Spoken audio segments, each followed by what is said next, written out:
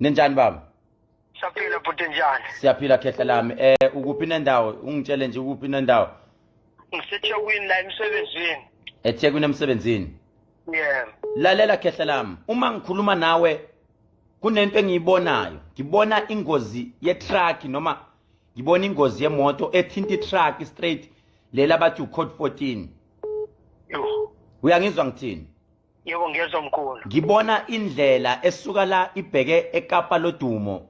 Ngabona iTruck elinoseyilo green noma ngabona iTruck elilayishayo wathi Jehova njengomuntu angathi kodwa ngibona igama kuthiwa Westwood noma angazi Wood okufakwe Woodford. Uyangizwa ukuthi ngithini?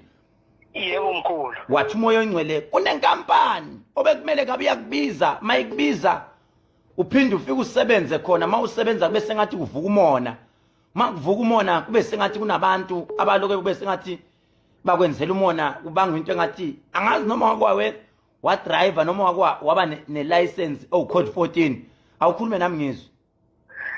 Mkhulu ngikhulume la ukhuluma kuyiqiniso ngisebenza la eWoodford la eThekwini. Lalela uthi umoya oyingcwele angilandele kodwa ngilandele mawuthi wena usebenza eWoodford noma Hollywood Woodford ngibona mina ama-truck amaningi nisebenza ngani lapho?